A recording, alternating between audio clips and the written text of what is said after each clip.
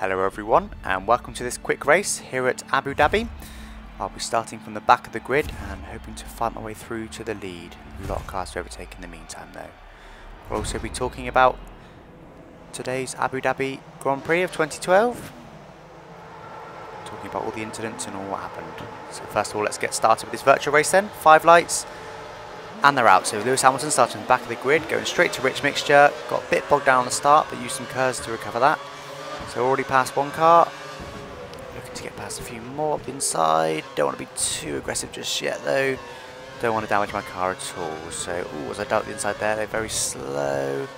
Once again, as I managed to get past a few more, being a bit more aggressive now as I got a chance to overtake some more of the faster ones. Already up to 13th then. Already halfway through the field. That was quick, wasn't it? So, just come past Williams on the right there, all the way up to 11th now. A couple more places in the last couple of corners. So DRS is in front of me now then. Let's see if I can get him down this long straight. So going to standard fuel mixture. Save the rich mixture for the end. So right behind Paul DeResta then in his slipstream. Up for the gears into 7th gear. I've gone for the setup, quick setup that's just one off dry. Ooh, was I outbrake DeResta there, but very, very nearly run straight into the back of Rosberg. That was incredibly close. I had to dive out the way there and get some miles on my tyres. I did manage to keep the plates to DeResta somehow, but wow, that was incredibly close. Quick reactions by me if I do say so myself. So in the slipstream once again of Rosberg, no chance of getting him to that corner though. Ooh, he's very slow. Let's see if I can do anything about that. I'm going to try and dial at the inside. I do indeed, and looks like I've got him. So we're getting a better run out that last corner. So we're into 9th now then. Grosjean ahead of me in the Lotus. So let's see if I can get past him and get another position, all on lap 1. So I'm all up to 9th, not even a lap finished yet. This McLaren is the fastest car though, as it was indeed in the real race. I'll get onto that a little bit in a minute when the race, virtual race, gets a little bit more boring, so there's not much to talk about. So for now though, right up behind Grosjean. Not far back at all. In fact, 3/10 back. That's pretty close, isn't it? Couldn't ask for too much closer. I've introduced in this game, you do lose some, as you can see there, lose some downforce when you're following a car, so I have to get right off the throttle through those corners. Normally it's easy full throttle around there, even in the race, so to get, ooh, as I think about going to the inside of him, think better of it though. He's quite slow though, I don't really know. Ooh, as I dive down the outside of him then, well up alongside him, give him plenty of room on the inside to come around the inside if he wants to, but no, I've managed to get him around the outside. That was a good overtake. So up to 8th now then. So I gained most of my positions on the first lap. So I'll be gaining quite a few on this lap. I'm hoping to gain a few more. So still half my curves left then. Coming up Perez in front of me. In the Sauber. So I outbrake myself into that corner there. Just lost me a bit of time, but it's kept me, looks like, comfortably enough in front of Grosjean. Close enough to Perez so I can slipstream him. Gaining a lot of him in Perez actually, because he ain't got any slipstream in front of him. Will I be able to dial at the inside? Well, I have a think about it, but think better of it. Don't want to damage my car at this stage. Being a little bit conservative. And I'll try the move I tried last race, last lap. And it looks like it's worked. Yes, I pushed well. Didn't really touch him, but Perez dove out the way and went wide, which allowed me to get back past. So Button in front of me then, my teammate. Only lap 2, and I'm all the way up to P7. Lock the inside wheel a little bit there. Don't want to be doing that. Penultimate corner then, and indeed the final corner. Still a little way off Button there, 1.3, so DRS will be enabled this lap. Let's see if I can get inside his DRS zone. He's getting 3/10 on him, well, 4/10 on him really, just to be on the DRS zone, but that probably won't get me an overtake. So let's see then, not in too much dirt yet, and yeah, it's easy full throttle, so it does make a big difference when you're following a car closely. Is good because I don't believe that was in F1 2011, so it's a good improvement. So 1.06, but it looks like I gained enough in those last couple of corners to get in the DRS zone. As you see the minimum out the last sector line is a little bit before DRS detection. So let's see. I have indeed got DRS. Way too far in front of me for me to do anything about it, but at least it means I can catch on up in a bit, or at least maintain the gap since he's got DRS as well. So that was better on the brakes there.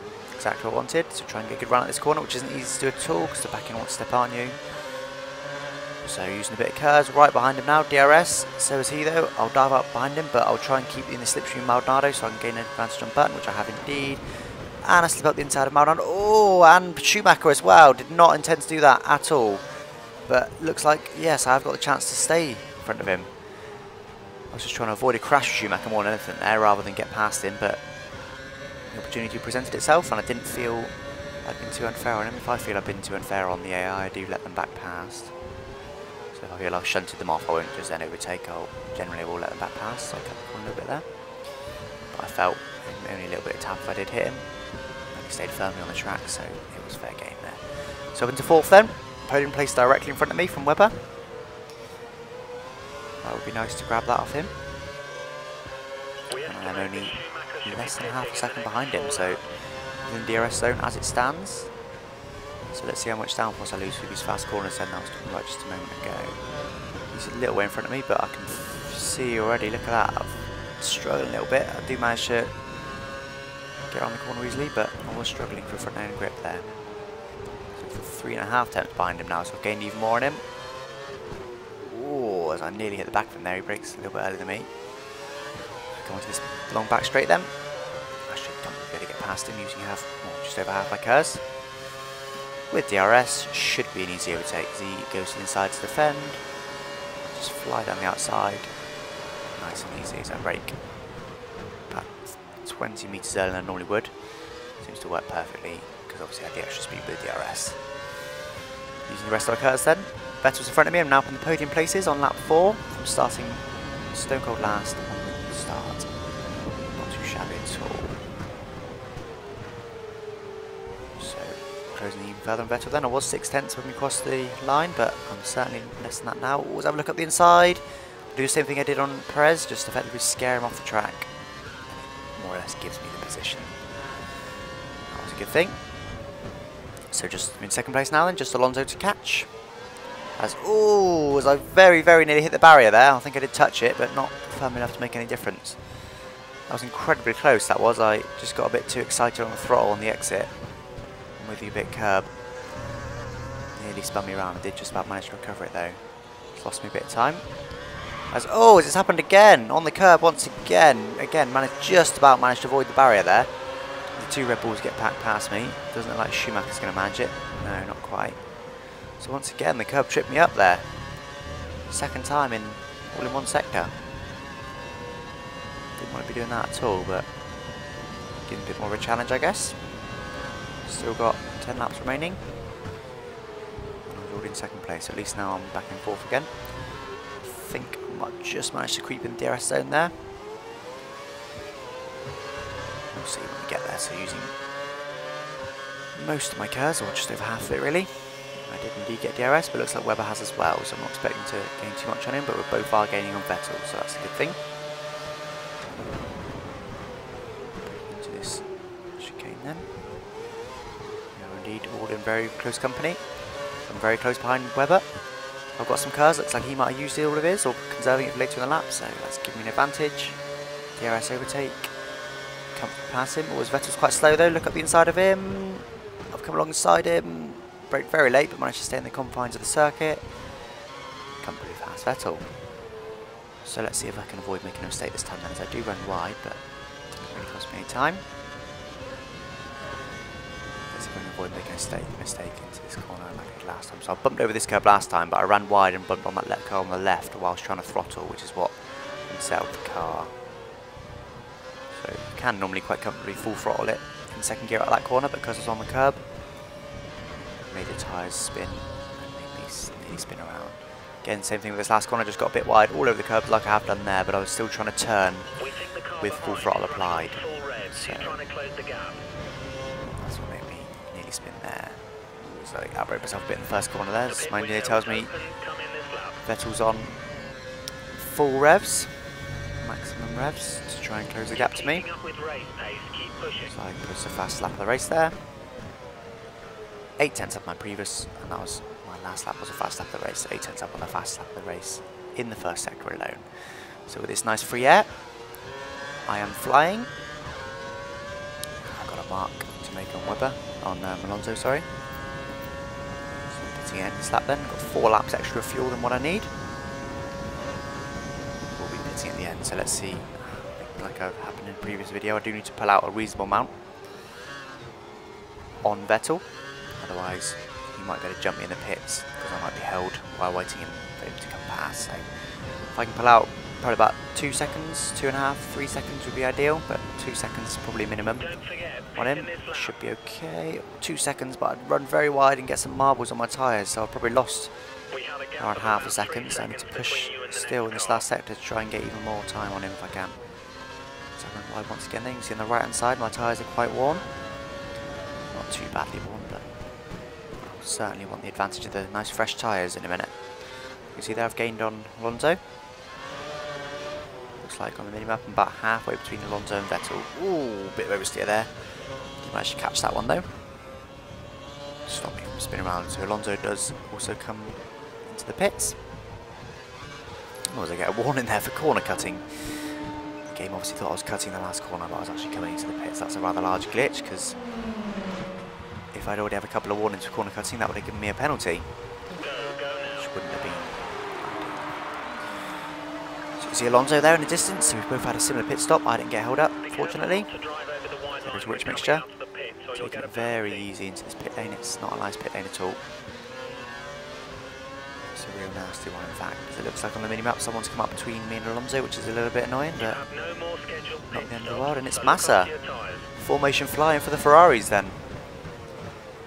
So if this was real, Massa would now be holding me up and let Alonso escape. But since it's not, there's no team orders. I've got a feeling Massa's going to have a pop at Alonso with his cold tyres, and Massa's going to have DRS as well. We'll see how that plays out. Yes, Alonso's moving over for Massa. Look on the mini-map. They're nearly side by side. Yeah, side by side. Looks like Massa's got the job done. Certainly wouldn't happen in real life, would it? They would never let their star Fernando Alonso get overtaken by Felipe Massa, as I get a bit of oversteer out of that corner there while wheel spinning, trying to get the power down as much as I can. So I'm already past Alonso then. That should effectively give me the race lead. Getting massively on Massa there. I didn't think about overtaking him, but since I gained so much on the DRS, I thought I might as well have a pop, and I have indeed got past him. That's 5th place once again then, but the people in front of me need to pit again. So I went wide once again there. So Massa, once our tyres are up to temperature, Massa's only going to slow Alonso down. It's actually going to help me. So I'm just pushing hard now to make sure that no one in front of me can pit and come out in front of me. I don't think I've lost that much time, but it's always better to be safe than sorry, isn't it? So yeah, you can see there, trying to push hard, but my tyres are quite cold, so I've got a lot of understeer. Running wide in a lot of corners. You can see everyone in the pits there, including my teammate.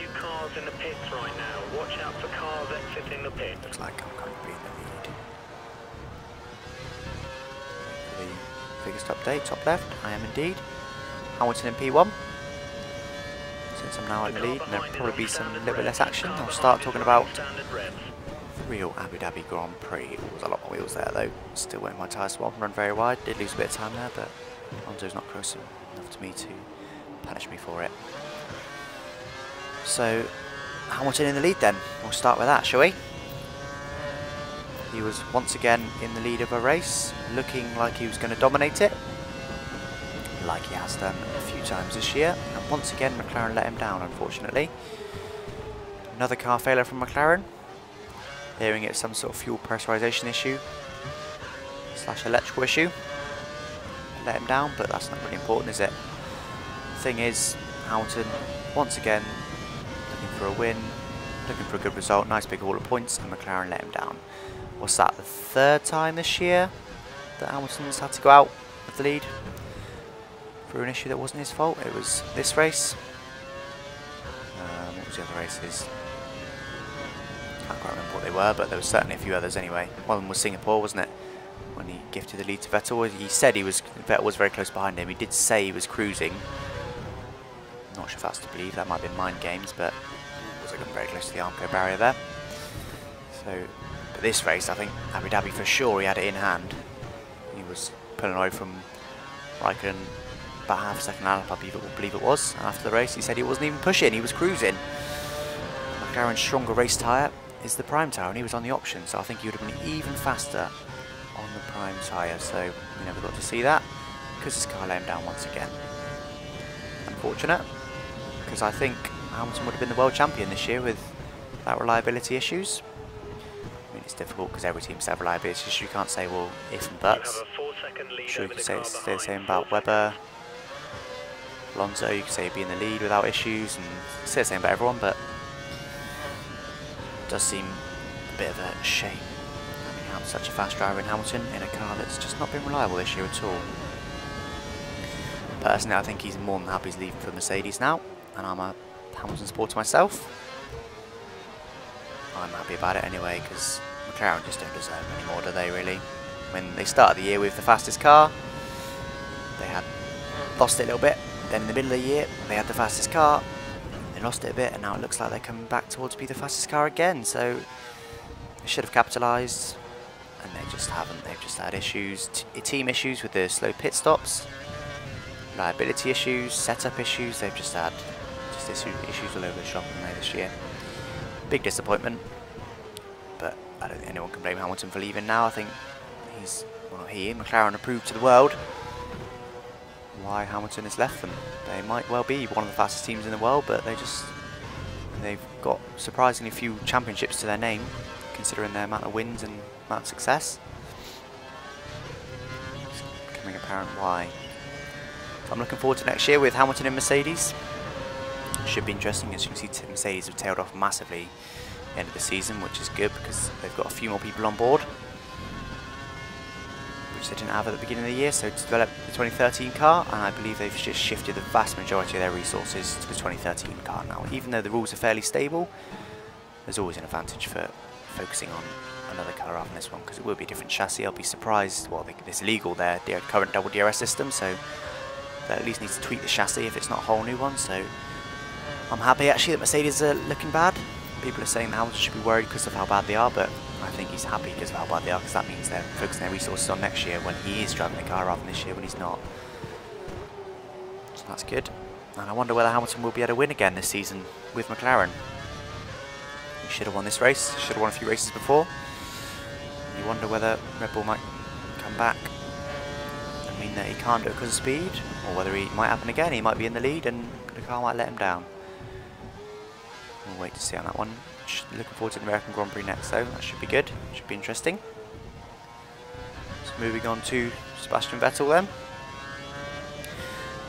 For me, I mean, I was watching the Sky Sports F1 coverage, and they and Christian Horner were saying, oh, I think he's now dispelled any doubts that he's a bad racing driver, and he's really good, he's such a great drive. But for me, I think it was a poor drive personally. I mean, he's got the fastest car on the grid, I think. In this race, perhaps McLaren had the fastest car, but it was not in the hands of Jenson Button anyway, was it? So they had certainly one of the fastest cars on the grid. They weren't that far off from McLaren, so you would expect him to be able to car through the slower cars. The HRTs, Marussias, Caterhams, Toro Rossos, and even Williams, Force India, you'd expect him to be able to get past those. I mean, every driver in Formula 1's good, so he's not a bad driver, but I think, so that was expected from him to car through the field.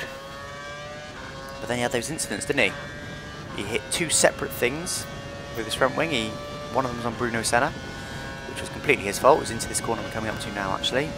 Bruno Senna dove down the outside of him, and he didn't like it much and tried to hang it on the inside and just tap his front wing. So that was his fault. Then later on in the race, behind the safety car, he was surprised by how early, or not how early, just surprised by someone warming their brakes in front of him and flew into the DRS barrier, which again was completely his fault. And then, I think it was a bit earlier than that actually, he overtook Grosjean off the track.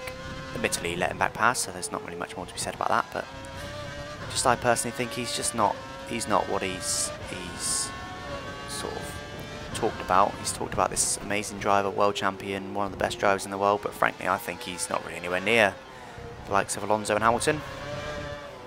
I would say that they're quite comfortably ahead of the rest of the pack in terms of pure driving skill. And I think, to be honest, someone like Raikkonen's probably ahead of Vettel, even Button, and he hasn't looked too strong the last couple of races, but even I would say Button's probably ahead of Vettel. He's quick in qualifying for sure, but very rare you see Vettel winning from somewhere other than pole, isn't it, or very close to it. It's very rare you see him doing a sort of a Hamilton-esque from 10th on the grid in fair conditions fighting up, and yesterday he did start from the pit lane, so worse than last really, and managed to fight his way right the way up onto the podium in third, but he was helped by a massive amount of luck. I mean, they didn't even mention that in the Sky Sports F1 coverage, but I think he drove badly and then just pretty much lucked into it. Drove badly, but drove reasonably quick, but he's got a quick car, so that's to be expected, and just came into luck. First safety car, gifted him a few places, and it let him change his front wing, effectively for free. And then, well, if we start from the beginning, he carved through the back markers, started making his way through the next few, and then damaged his front wing, then the safety car, then he pitted, went back behind the back markers, managed to get past for them again. So the only real overtaking he's done, to be honest, is the back markers at this point in the race. Then came a bit further and did a bit better. Then pitted because he had a gap, got into 4th place, which to be fair was pretty good, but I don't think he would have caught Button. Despite having a faster tyres and faster car, I don't think he would have caught Button. If he would have, by the time he got there, he wouldn't have been able to overtake. But then, of course, he got another safety car, second safety car in a race where there's not normally safety cars. Mark Webber referred to this track as a car park, meaning there's such big runoff areas. It's not often you see safety cars. He only had 2, and both of them helped him massively. So he just pitted and then effectively got a safety car, so that gap he just lost because of the pit. He then got that back for free, and then was right on the back of Button with brand spanking new tyres, and then of course was able to, well, again that showed his racecraft. Alright, he wasn't brilliantly fast in the straight, but he still couldn't struggle to get past him, and he did get past him in the end. But it's also important to note that everyone else had their setup that was for a mixture of qualifying and the race, so to be pretty quick in qualifying but a bit quicker in the race perhaps. Of course, Vettel, he changed all his setup, so he had a pure race car. His setup was all for the race, nothing for qualifying, so he had a setup advantage over everyone as well. So I think it was just massive luck, and I mean not only that luck, but also everyone just kept crashing in front of him, didn't they? He didn't overtake too many people. What was it, about 6 or 7 people that were out in the end? And a lot more had crashes and had punctures and whatnot, so someone like Paul di Resta had a puncture in the beginning, so that was a free place for Vettel. Perez, he had a few incidents. Grosjean had a few incidents. Schumacher had a puncture. There was just so many people that went out, and even more people that had incidents. So I mean, he was gifted the vast majority of the places. So for me, it was actually a negative for Vettel's. Well, there's a respect I've got for Vettel, because actually I now think he's an even worse race driver than I thought before this race, because he just, like I said, he had incidents all over the place, and it was just luck. He does seem to have a considerable amount of luck in general, does Sebastian Vettel. People say you make your own luck, but I don't think he really, unless Mark Webber, that second safety car, was involved in that, wouldn't he? So unless he caused it on purpose, then you might make your own luck, but I think Red Bull haven't made their own luck really, due to an extent, but it's just primarily luck. So I think unless something extraordinary happens, like it has happened in Abu Dhabi with the qualifying thing, I think it's pretty much Vettel's championship now, isn't it? Because it's got a much faster car than Fernando Alonso in the Ferrari. So last lap of the race then. Moving on to a couple more bits I want to just skim over before this race finishes. So Felipe Massa then, he spun out, didn't he? And looking back at that incident, I actually think that was completely Webber's fault. Webber dove around the outside of him, tried to make it stick, didn't work. He had to dive, you know, skip the chicane and then dove back onto the track. And then Massa would have, if Massa just took his normal race line, he'd have flown straight into the side of Mark Webber, but instead he decided to plant the throttle and spin it round. So actually, it might look bad on Massa, the fact that he spun, but actually that was an avoiding manoeuvre. If he didn't plant the throttle and spin it round, he would have flown straight into Mark Webber, so that was Mark Webber's fault. So I feel a bit bad for Massa for that. Same, Webber had a bad day, didn't he, as well? Hitting, I do say hitting, past Maldonado. He turned in on him. I don't really see how Pastor Maldonado could have made his car disappear. He was there. Webber should have given him the space, like Vettel and Button did later on in the race. That's how much space you give, isn't it? Just we're coming to the end of this race here. Just touching on one more thing. I noticed that the top 4 have all been world champions at some point. And actually, if Lewis Hamilton didn't go out, because it was no fault of his own, also I touched the barrier there. Lewis Hamilton went out for no fault of his own, so he could have still been in it. That would have been top 5. all didn't have any incidents, including Schumacher, who was, I think he was down in 11th, but he wasn't in the top 5, but he didn't have any incidents, that's for sure. So all 6 world champions on the grid didn't have a single incident in a race that was absolutely incident packed. I thought that was quite an interesting point. So there we go. If there's enough demand for it, feel free to comment. I might separate these talks out into a sort of a vlog, a video blog. So I do a separate video just for talking about the race weekends as they happen, the real race weekends. So moving back to the virtual world then, that was a comfortable win for me, wasn't it? I was just pushing towards the end there just to get fastest laps. Wasn't very difficult for me at all, unfortunately. It was on legendary difficulty, didn't seem like it. I've always done extraordinarily well at Abu Dhabi.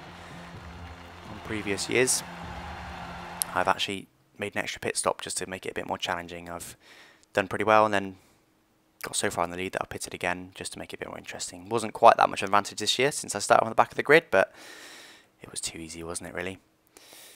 Okay, so that's that race then, and that's also the vlog, I guess, on the Abu Dhabi Grand Prix. Thanks for watching. Don't forget to subscribe to hear it here first, as the next video will probably be a season challenge video. So thanks for watching. Bye bye.